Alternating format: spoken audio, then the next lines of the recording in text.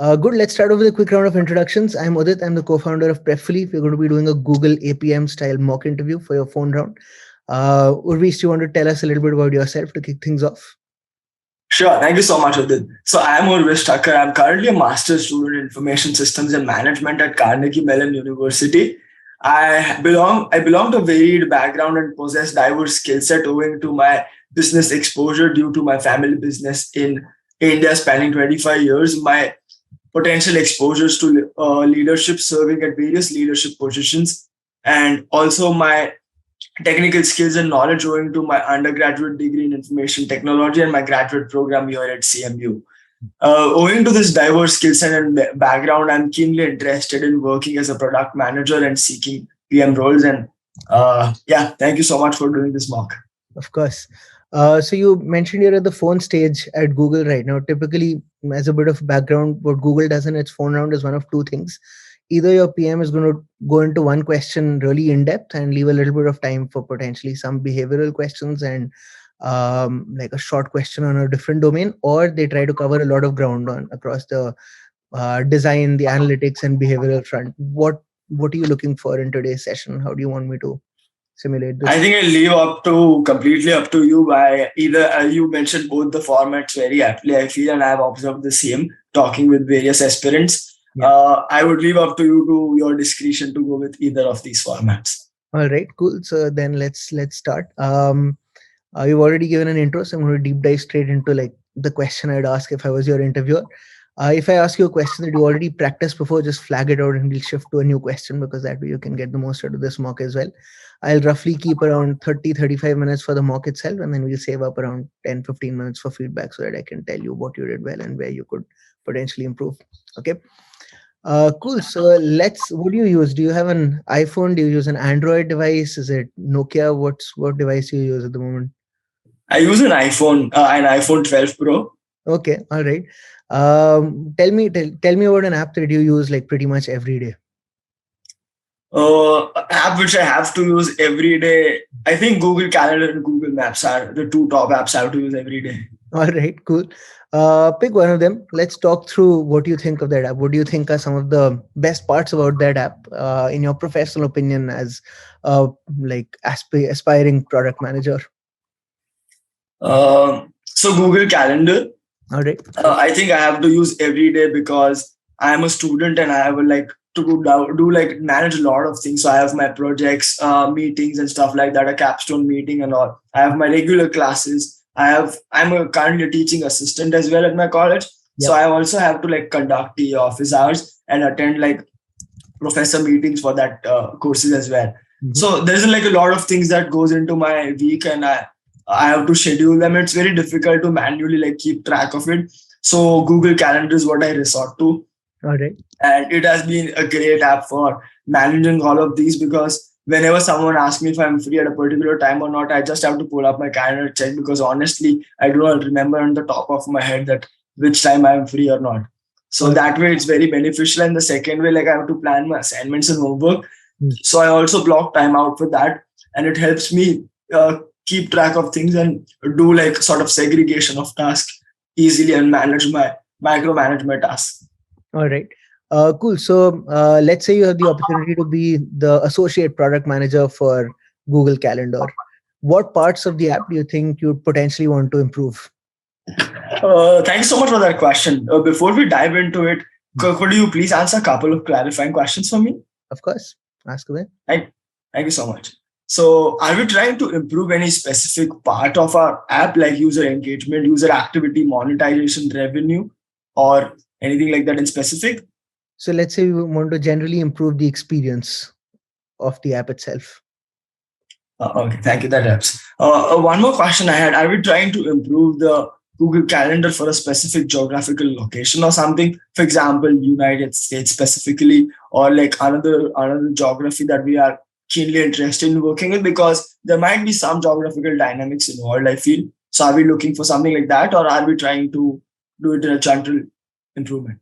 So I'm agnostic to the geography, but if you think that it makes sense to narrow down on one, then I'd like to hear why, and I'm happy to make that call along with you if you think that's needed? I think just for the sake of like the purpose of this interview, I would like to narrow it down to the US, because we have an idea about the types of. I have more clear idea about the types of users and what types of meetings are there. In other geography, I exactly do not know what the other like users have potential use cases for Google Calendar. Like one thing I can think of on top of my head is like specifically in India, some people like do not actively use Google Calendar that much. Back in my home country, my friends, so it would be like not a great idea to like get their Google calendars and implement some of the features that I might think of, because for it may not work because they do not have the Google Calendar updated on daily basis and not synchronized across various platforms. However, I think more users in the United States have adopted it. So I feel that some of the features might just work for the people out here. All right, sure. We'll focus on the US then. Thank you so much for that. So, just one more clarifying question before we dive into it. Are there any like resource constraints or timeline constraints or anything like that while thinking about improvements? Not at the moment. If something comes up, then I will advise it in that stage of the interview. Thank you so much for that. Just a last clarifying question I had on the top of my head is that while we are improving, are we trying to improve it for a specific version of the Google Calendar, like the app version or the mobile version or like the browser version, or specific to it, or in just like we're trying to improve the product as such? Let's say we're trying to improve it for your iPhone app. Okay, perfect. Thank you so much for that clarifying questions. Just to reiterate, we are trying to improve Google Maps for iPhone and restricting our geography to United States just for the sake of understanding. Yep. And we are trying to improve primarily the user experience and engagement as such. Yes, indeed. Thank you so much for that. I'd just like to take 30 seconds and think about user personas and our goals in order to like to think more about the solution efficiently. Sure, go ahead. So I'll just try to like clarify or like reiterate our goals. So the goal of our, like according to me, I think the goal of our product is to make our users as productive as possible, so they do not waste their time context switching or figuring things out about their schedule, and make the scheduling easier. Is this a good objective or a goal to think about? I think it's a valid goal. If you have to think on a more abstract level, what are you trying to optimize towards? Make one schedule easily visualizable and manageable. All right, clear. And within that context, would you just re-articulate what you said the actual goal would be for the specific solution you're thinking of? Yeah, we would try to make our users as productive as possible, and as like we do not want to do them a lot of context switching between various different applications or things like it. For scheduling purposes, we want our Google Calendar to be like a one-stop shop for all the scheduling needs. All right, clear. Yes, go ahead. Let's make this goal. And like our company goal is to like make information more accessible and visible. As Google, we promise to do that towards the world population. And so I think our goal also aligns with it, that we are trying to make cross collaboration, cross platform in one stop shop, so it makes our information more accessible for our users. So does it for you align with the company goals as well? Yeah, sure. Well, let's assume that it aligns well with what Google's overall mission statement is. I'm very curious to see how that goal translates into how you as a PM would make the app better. Thank you so much for that. I've identified a couple of user groups and their pain points, which I would like to discuss with you. So the couple of user groups I could think of is like students/professors who like are very actively using app to manage multiple diasporas of interactions and multiple tasks they are trying to. They have to do the projects, they have to do their own research, they might have to own commute schedule, they have like meetings, they have their own time, they would like to have focus time, something like a focus time, or they also have to attend few events. For example, students might have to attend like some party or something. Professors would have to attend a conference or a school level meeting or something like that. So I think student professors are like one sort of category. And the second I could think of are like professionals who use Google Calendar a lot nowadays to manage everything, because in the 9 to 5 day job, they have to like know what exactly they are doing and waking up to, and each day is like prepared for them in advance so that they exactly know what they're supposed to do for that particular day. All right. They use it a lot to micromanage their tasks, so they are a huge chunk of our users. Yep. Uh, and the third users are like the household users, who people are like working in the services industry or like our household. So, for example, they will not probably be using Google Calendar a lot, but they will be using it to like schedule their service providing. So, if someone is like a duct cleaning providing duct cleaning services, he'll use Google Calendar to like schedule duct cleaning times and appointments on his Google Calendar. And a person for who's like a household person who is managing the household, he'll probably have to like block time out for like grocery shopping or some sale is on. So you need to be there at that specific location. You need to have a weekly grocery schedule on his app, or maybe a wedding or maybe social functions and weddings that he needs to attend. You would like to put on that Google Calendar. And I think the last category of users I could think of is the infrequent users who like do not belong to above the categories and may at times just be using Google Calendar for like some small stuff. For example, if a person is like into business or something and he needs someone to get on to meet with someone, then he might just get on Google Calendar for that just one meeting or just for one specific. They would use Google Calendar because they find it convenient. Mm-hmm. So this is like an infrequent user, I would like to say. All right. Tell me a little bit about how you narrow down on these personas specifically. So I narrowed down based on the usage and usage type and requirements. Mm-hmm. So for example, students have very different needs from people who are in job, because people who are in job, they are very like, they would specifically work in like the daytime, like 9 to 5, or they would be most active then and things like that. But students like they might be early risers, they might be late night owls or something like that, and they would have a varied amount of time and varied amount of tasks. A student, it's like completely up to his or her needs that how he wants to allocate this time and which times he want to work in. So it's like based on their usage habit, I try to narrow them down. For example, who are providing services, they wouldn't have like Google Calendar to up to date. They would probably only have their service times on the Google Calendar. They wouldn't like put in anything. For example, if you're a duct cleaning service provider, only appointments you would have on a Google Calendar, except that your calendar might look empty while you would do your other task and you might not have them up on it.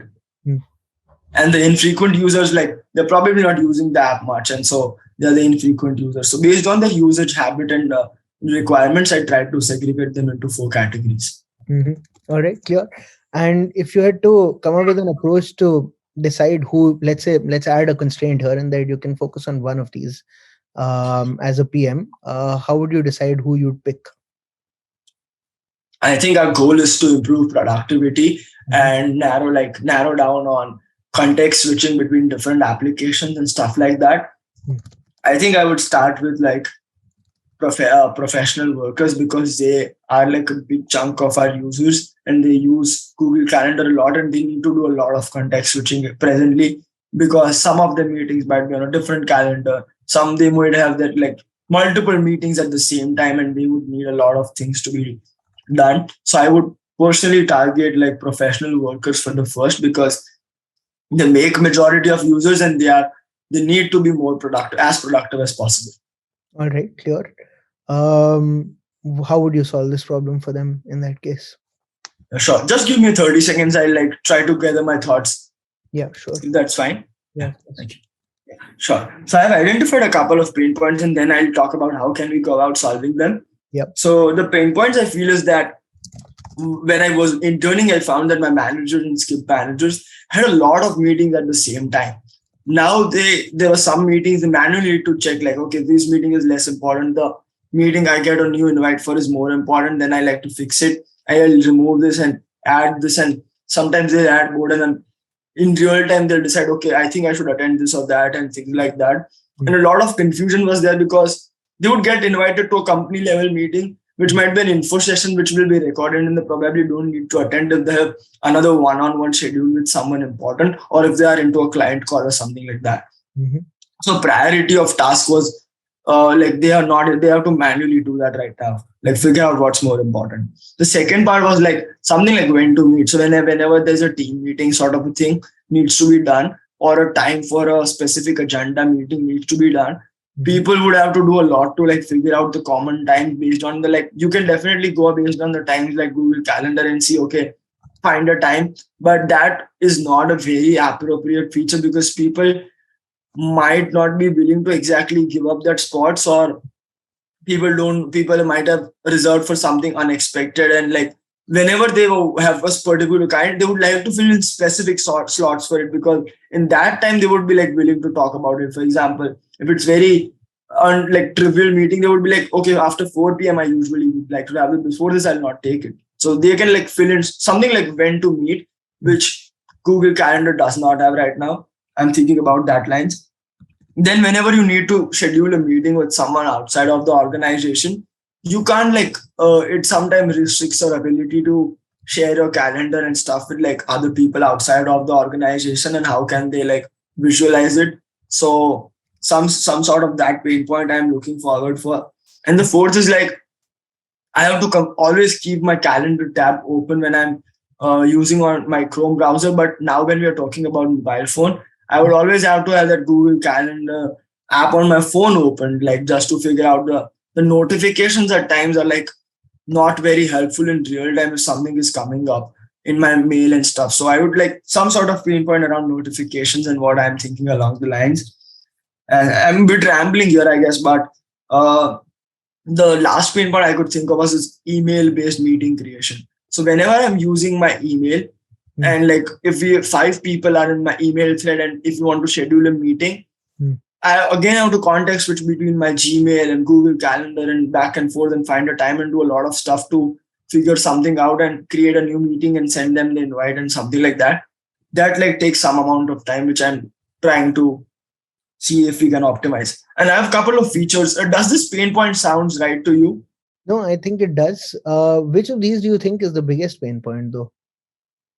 I think the biggest pain point is the priority based task, because I completely feel that there is a lot of things going on at each point of time, but they have different priorities. For example, an information session at your company where Mhm. you are going to be talked about how does this new Lucid Chart premium subscription that we have bought would help you to create new stuff. Now, this is a recording which I could watch later. I would definitely like it to attend if I'm completely free, Mm. but I would likely miss it if I have any other meeting scheduled. Okay. Similarly, if I have a meeting with my manager, I Mm. would probably skip on other meetings which are like org level meetings where someone is going to demo their feature or something like that, because my one on one is more important than that with my manager. Mhm. So I think priority based is one of the most important, which helps enhance productivity a lot. So I'm currently failing maybe to understand what the problem is. So from what I hear, based on what you've described, is if people have multiple conflicting meetings, they will go to the one that is the highest priority. So what here is the pain point?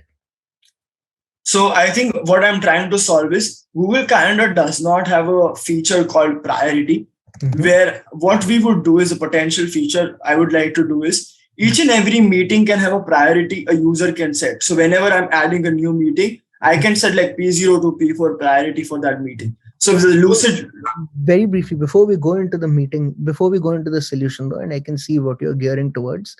Let's say theoretically you don't have an engineering team yet, but as a PM, you want to build a case for getting engineers and maybe a UX designer assigned for this, right? How would you validate if this is indeed a problem worth solving? yeah, thank you so much. That's a very great question, actually. I have a couple of anecdotes. That's why I came up with this feature, but definitely it's very important to validate before you actually build it. Mhm. So, first thing I would like to do is roll out a user, try to connect to a user focus group where I roll out sort of a survey for people who are interested in being part of the user focus group, Mhm. who are working professionals in the industry, and ask them if they actually are facing such pain point and if they would be actually interested in the solution which I'm proposing to solve it, or do they feel the problem is real but there could be another solution to it. So basically I would do a user focus group initially. Then based on the inputs I get from the user focus group, I would more clearly define my problem and more clearly define my solution. Uh-huh. And after I've done that, I would try to roll out a survey to the to a larger audience, where I would try to collect responses based on my more more defined problem and solution of solving this problem, and see if people are actually interested in the solution or not. So after I do these two things, I think I would have a better idea and So validation. let's say you've got your user group. They're giving leading indicators that yeah, they struggle with this. You've also done a survey which builds more qualitative evidence. But let's say you had access to all the data that you could get when it comes to Google Calendar, all historical usage. What are some of the things that you might want to check to get some insight from the data that could help you guide on to whether this is a big enough problem worth solving?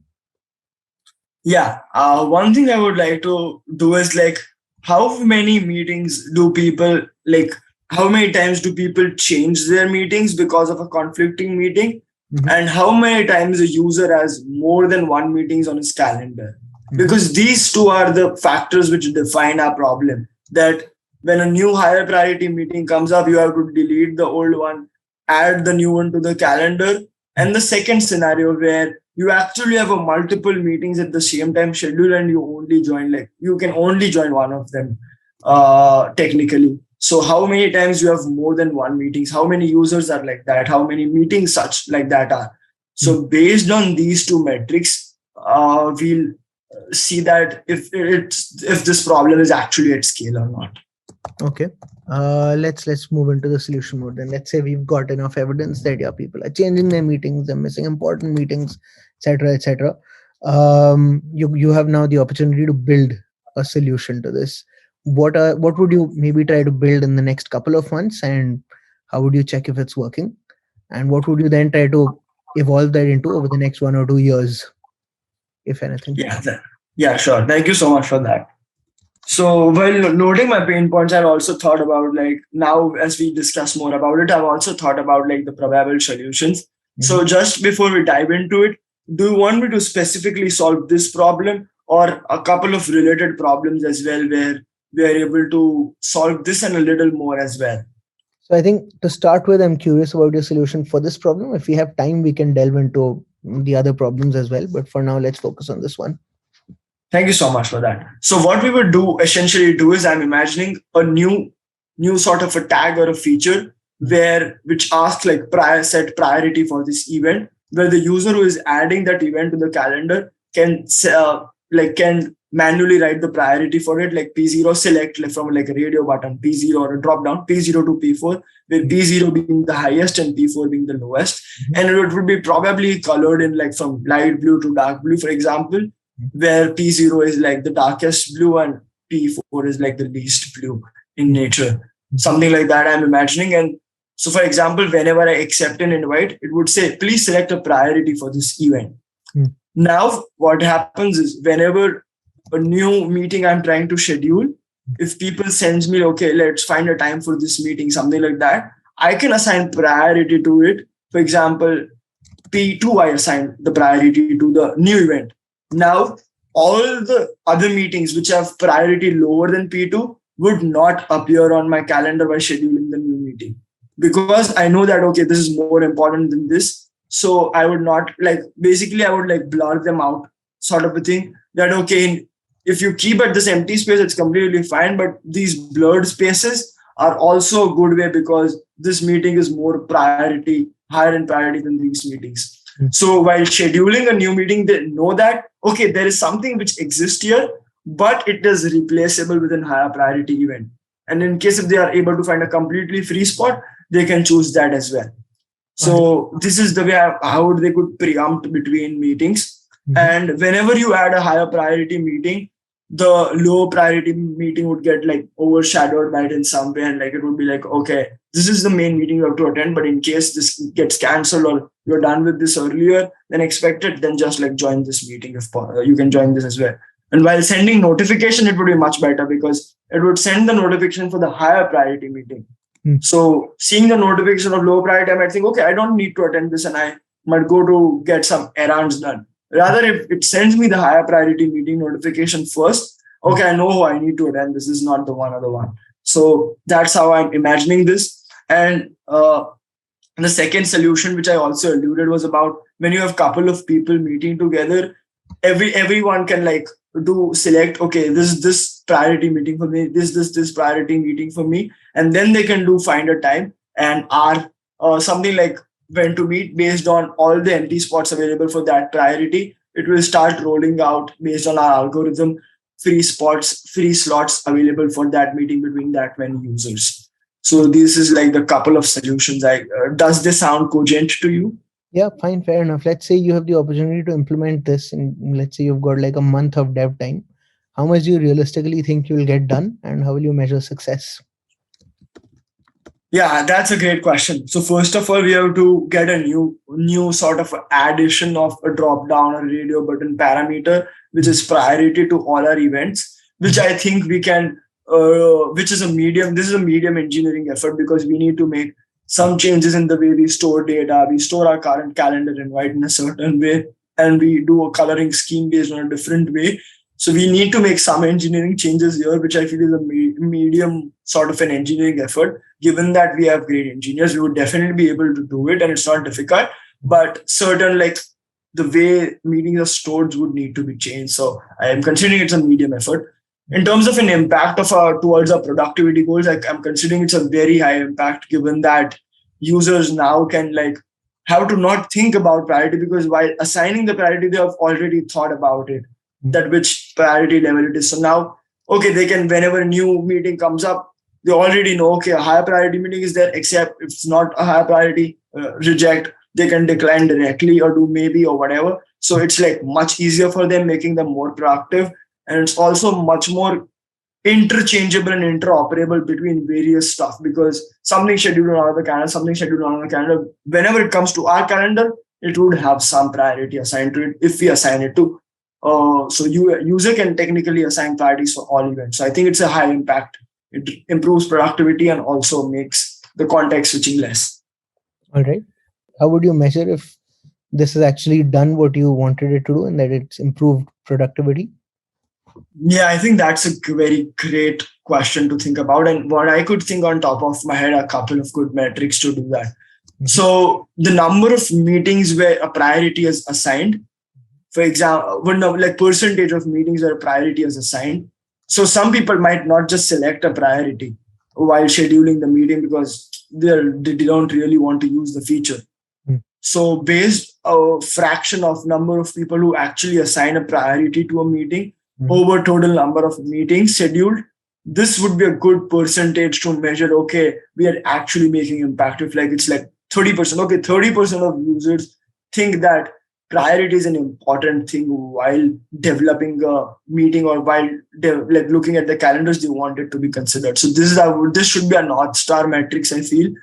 Apart from it, I could also think of a metric called replacement or something like that, where people didn't have, like, people changed their meetings or people updated meetings based on the priority they had in there and which was at ease. So number of meetings which actually got changed or replaced based on the priorities of it would be a good metric to take care of, and per user or something. How will you track and attribute meetings that were changed based on the priority? So we would keep track of our users who are, and whenever they like based on the priority a meeting is changed, we would consider it as a one event, and number of events per user would be a good metric to track. For example, Urvish did 5 changes based on priorities. So currently 5 per user is the value, and based on all the users, it would have an average value of some number, which we can think, week over week, this many entries have changed per user, which should be a good metric to track, I feel. Yeah. And tell me a little bit about why between these two metrics, let's say priority assignments and calendar events changed, you chose priority assignments as your North Star metric. Tell me a little bit about why you think that's the right North Star for this particular change. I think so, because initially people might not have a lot of changes and deletions and updations based on priority, because it's a new feature and people would not be habituated of using for it. So a lot of changes might not come into play. But as more and more people start using the priority feature, we would see more and more changes also going into play in the later part. So first thing that would happen, I feel, is people actually using priorities in their meetings, and then it would be more of a lateral shift towards actually preemption of meetings and updation of meetings based on priorities. So that's why I think initially a North Star metric should be priority used. All right. Cool. Good. I'm going to pause at this stage. Some other questions I would likely have asked if this had been like a full hour-long interview or a 45-minute interview. I would potentially have been like how you'd estimate the total number of users or the increase in productivity for your US audience and so on. So then that would also include a little bit of an analytical component. And I might potentially also ask you as more, some of your motivations towards joining Google, what like say your dream team might be, and so on to round off the interview. All right, but those I think you can like prepare and just think of answers to those. What I'm going to do for this is try to give you some high level feedback, and then I'll go granular section by section and tell you what you did well and where you could have done things differently. All right. Sure. Thank you so much. Cool. So very briefly, I thought you managed to cover a decent bit of ground in this interview, which is a good thing. You were also structured through the process and that you knew what the steps are that you need to typically cover in a question like this. I also thought you had some good pre-thought. It felt like a slightly pre-thought suggestions of what, how you potentially improve the calendar interface and functionality, which is always a good sign in PMs. Like generally speaking, Google is looking for PMs who critically analyze things that they use. So it's always good to have some ideas on, hey, here's some of the things they could do differently. So on a high level, I thought you did some things well. Third, where you could at a high level also have improved is dig a little bit deeper into the sections that you did articulate, and I'll explain what I mean when we go section by section. But this was particularly where I thought you could have particularly dug deeper is, for instance, in some of the clarifications you asked. It's supposed to be a back and forth, so you can like clarify based on what I've said and ask deeper questions there. Similarly, with your thinking of why you'd prioritize certain things or why you'd pick certain metrics, these were areas where I thought you had an answer, but typically Google would look at slightly more, would want you to demonstrate slightly more depth into why you are going after those particular audiences or those particular metrics for defining success, for instance. That's the high level. I'm going to go section by section after this. Let's start with how this interview started, right? So we narrowed down on Google Calendar. You articulate that hey, you use it on a regular basis. I thought you did a good job of demonstrating why you use it regularly as a student. You also fleshed out a persona while doing so, so that was well done. And then after that we went into improvements generally, right? And you immediately asked a really relevant clarifying question on what are we trying to optimize for? Is it monetization? Is it acquisition? And I said just the experience of the product.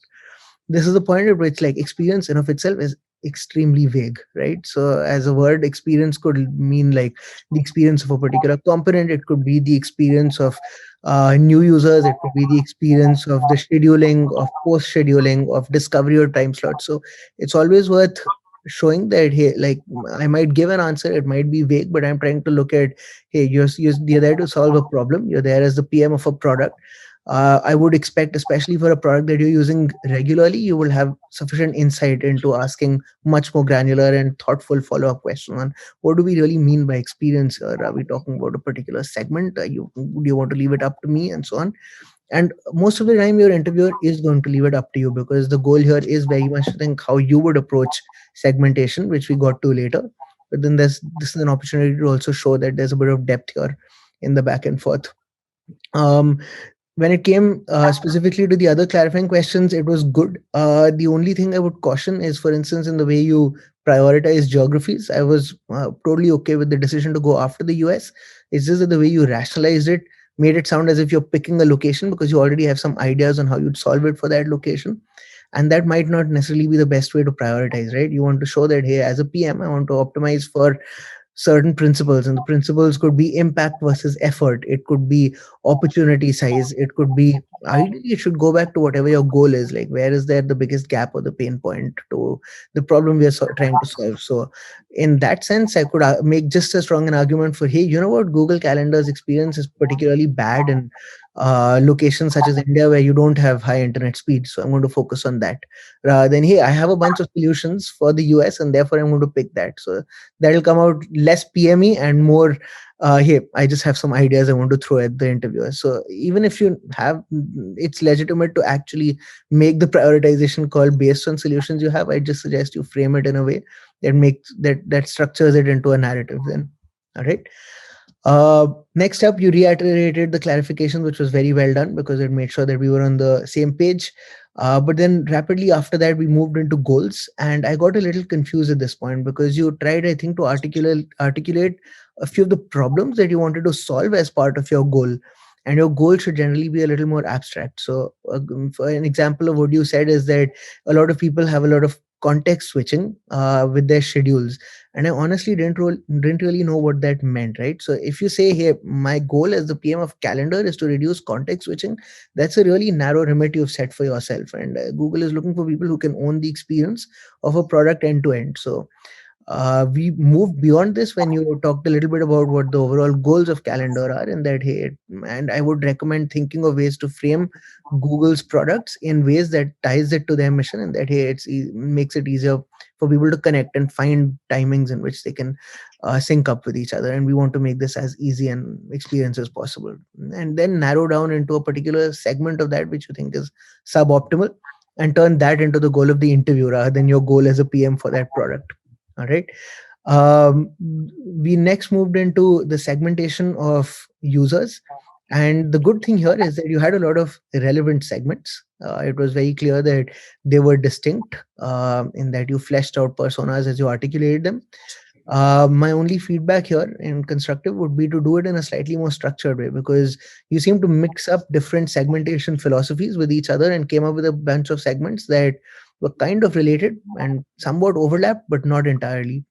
So here there's a relatively straightforward framework to approach this. You should try to make your segmentation approach mutually exclusive but collectively exhaustive, so that you can demonstrate to your interviewer that you're covering all the scenarios and that you've thought about them and that you aren't missing a gaping hole somewhere potentially, but that you do it across different dimensions potentially.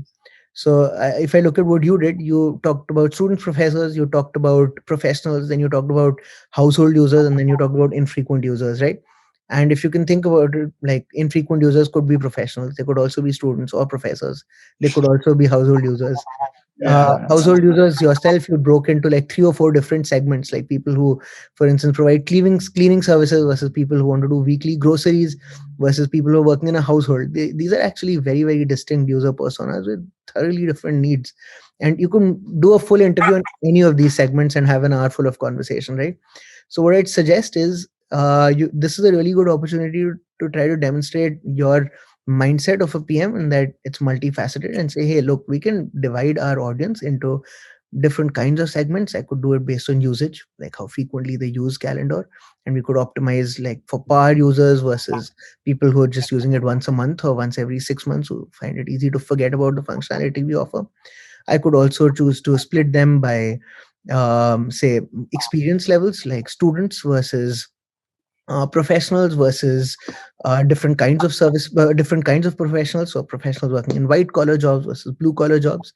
I could also split them based on age groups, like elderly users versus people using phones for the first time versus people in that broad segment in the middle. There can be a lot of ways to categorize users. I think I'm going to go with X because that's A, something I can relate to because I've personally done it. B, that's something that I've observed a lot of as a PM. And this way, it's a good opportunity for you to also show your PM thinking and also tell your interviewer, so to speak, that, yeah, I know there are different ways to segment. I'm going to choose one, and here's why. But if you want to go down a different segment, then they still have the opportunity to ask you to do that. All right. The other question I was, because the way you did it, the question I was going on thinking of, why these users, why these particular segments, and why not others that you are definitely missing.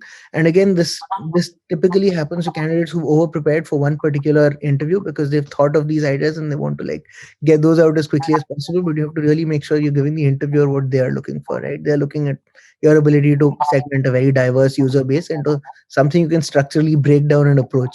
So this is more like a, can you segment people, and the actual split doesn't matter as much as your approach does. All right. The next part was who would you prioritize? And this is the part where I'd say, sorry, do you have any questions so far? Because I can pause and. No, I'm just taking notes, and they are very insightful feedback. So please, please. All right, cool. So then prioritization. Now, I asked you who you prioritize, and you jumped into professionals, right? And it's a very relevant segment. So good stuff there. I think prioritization logic should be explained a little bit more, though, because effectively here you're going to, if you were a PM at Google, you're going to be structurally making prioritization decisions all the time, even as an APM, and you're always going to have a lack of resources for the opportunities you could solve, right? And they're looking at, have you done this kind of thing in the past, and will you like go gut feel based on a hunch, or will you go based on something that's grounded either in data or in experience or whatever. And your justification here was that, hey, I have a lot of experience, lots of meetings at the same time. When you start fleshing out the context a little bit, I would say use some sort of framework, and a framework could be just as simple as, hey, I think it's a really huge user base. I see a lot of problems there, so the opportunity is large. And most importantly, I don't think it's very hard to fix for this user base because their needs are just not that complicated. So the effort to getting to that impact is probably going to be the smallest. But then throw it back at your interviewer and say like, you might have more experience in this domain than I do. Is there someone else you would prefer I focus on? But at least you've given them a structure on how you reach that decision, rather than anecdotal like bullet points of why this is big. Because the problem with prioritization is you can't look at it in just the context of who you've prioritized. You have to make it relative to who you didn't prioritize. So it's really important to make sure that you communicate that in your interview as well. Like, X is biggest because of ABCD, and Y is least effort because of ABCD.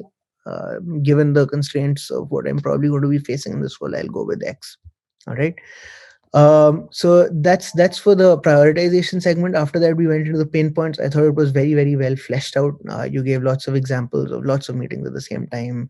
People need to remove and add. You fleshed it out with your personal experience, which always is a good sign that you've related to it yourself. But be careful doing that in a real interview, because you don't want this to come across as a problem you're solving just for yourself. You always want to abstract it out to a set of users. I don't think you fell into that trap though, so that was fine. What was important here is that when fleshing this out, it seemed again a little bit like you listed out lots of problem statements, and that was great. The moment I began challenging you on some of those, though, it sounded again like you had a solution ready made for it. Like, in fact, when even the way you articulate some of these problem statement sounded like the solution. So a good example is your fifth idea was email based meeting creation. This sounds a lot like a solution rather than a problem, right? So you want to make sure that when you're articulating the problem, you articulate it like a problem, and that people have like these 90 email threads with 50 users, and then after that somehow new meeting slot needs to be figured out. That is the problem. It takes time to coordinate, it takes effort to coordinate, it takes energy, and it's like it has like a 30% success rate, which means that effort needs to be repeated multiple times. That is a waste of time, and therefore you're going to solve that through XYZ, and that XYZ could be email based meeting creation. That allows you to put it into a logical structure, which shows that, hey, you didn't come up with the solution first. Otherwise you'll get categorized as that person who like sees a shiny object and that, hey, this is a brilliant solution, now let's find a problem to fit it into. And Google is going to want to avoid that. All right, so like be very careful when framing it, including for any other products you might have thought of ideas for. Always go with what is the actual problem they're trying to solve. And that's also why I challenge you a little bit on how would you validate if this is a problem worth solving. And I thought you did a good job on the qualitative front. My feedback there is you should always remember that you have access to a ton of data at Google, and it's really important to make sure that you leverage that quantitative effort as well. You'll have access to data scientists, product analysts, people who can help you pull that data if you don't pull it yourself. But you have to make sure that you communicate that before I go headfirst into building a solution, I'm going to validate if it's A, worth solving, B, if it can be solved at all. Uh, and I guess step zero is it even a problem? Is it something like to a niche group of users face that don't even categorize it as a problem? And when you're framing problems, frame it in terms of principles like, hey, it takes effort, or it takes time, or it takes energy, or it causes confusion, because then that's very easily relatable as a problem. When you originally framed this, I was like, yeah, I get conflicting meetings all the time. They're not That's not necessarily a problem. I just pick one which I think is the highest priority and go for it, and I make that decision on the fly. The problem here might be that, hey, it's lots of contextual overload at the last minute. uh, B, I could be making bad decisions because I have a lack of time there.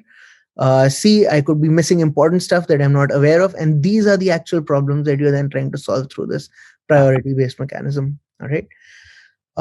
Finally, we talked a little bit about what your solutions look like. Again, I thought you had a good approach here. To start with, like your MVP, here we'll have a priority function. You categorize it into a medium effort. Again, here it's important to have an opinion and rationalize it, then for it to be the correct opinion. So that's fine. We talked a little bit about how you would measure impact. Now, when it comes to measuring impact, I wasn't entirely sold on why you picked that particular North Star. I think you tried to rationalize it, but I don't think you did a good enough job, especially since you didn't tie it back to solving the problem that you yourself set out for the interview, right? You're like, we're going to solve productivity. But people assigning a priority label on a meeting does not solve productivity. At least I didn't see how it does. Like, I don't think you articulated that well enough, and you could have. So a good example is, hey, people assigning priority is a good proxy of people trying to proactively categorize meetings. People proactively categorizing meetings is a sign of them attending the right ones. That is correlated with productivity. So you have to draw the step by step conclusion on how this is a good North Star and why this is something your team is going to optimize towards.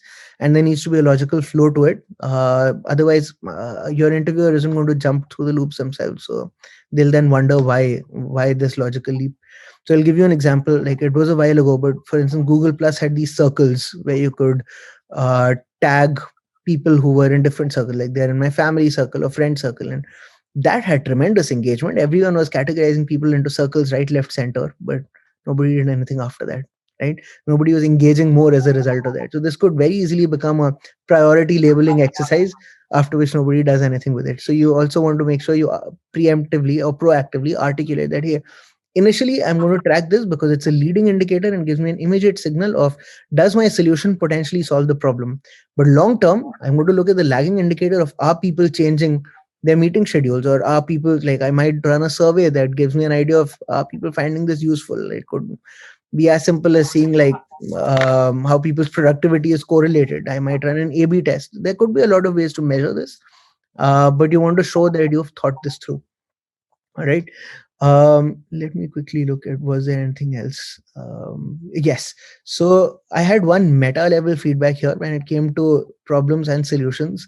And this isn't entirely on you. This is also how I took the interview, where I basically picked a problem to solve. You even hinted at, like, hey, I could be having other solutions which solve more problems. But Google is going to want you to somehow insert a hint of what the end game could look like. And if you're not asked that explicitly by your interviewer, do it anyway, in some format, because that is one of the googliness factors that they look for explicitly. And can you make this go really big, right? And there are, like, sometimes you'll just be asked, hey, where do you see this end game? Where do you see this 5 years later? Or how do you see this in its most perfect stage? And that's your opportunity to shine and say, hey, here's how I see it solving, like, the meta level problem. But if you don't get a chance to be asked that question, then insert it anyway when talking about, like, hey, in the 1 to 3 month mark, I'm just going to look at this. In the 1 year mark, I'm hopefully going to build it to XYZ. But my long term plan is, you know what, like, ideally, people should not need to prioritize stuff, or Google should automatically be telling people, based on the wealth of data that it has, that, hey, this is your most important meeting and you should reschedule the other two on your calendar, or whatever else it might be, or potentially blocking off that slot preemptively so that people can't book it, or actually improving productivity so that scheduling doesn't remain a problem to solve that it is right now, right? um, for this particular question, I would also encourage looking at a lot of stuff Calendly does, if you haven't already, because they are, like, laser focused on just the scheduling problem. So they've also thought of a lot of other stuff you could do with calendars, which you could, like, potentially try to absorb into your ideation philosophy as well. But yeah, that's basically it, section by section.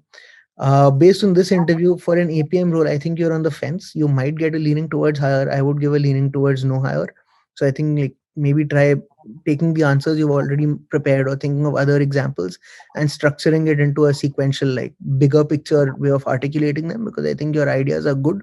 It's just how you present them to your interviewer that's going to make the difference tomorrow. Thank you so much for all that constructive feedback. I definitely agree to a lot of points which you mentioned. That I think the ideas in itself, if they are great, it doesn't make a sense. Like you need to communicate it well. It's what would make all the difference.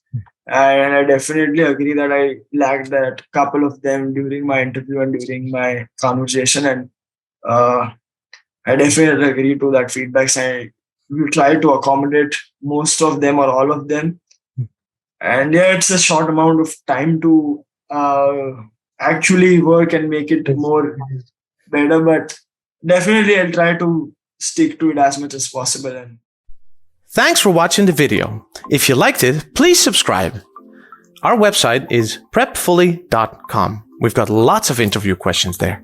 You can also schedule a mock interview with one of our experts. You can find the link in the description below. All the best from us at Prepfully, and we hope you totally rock your interview.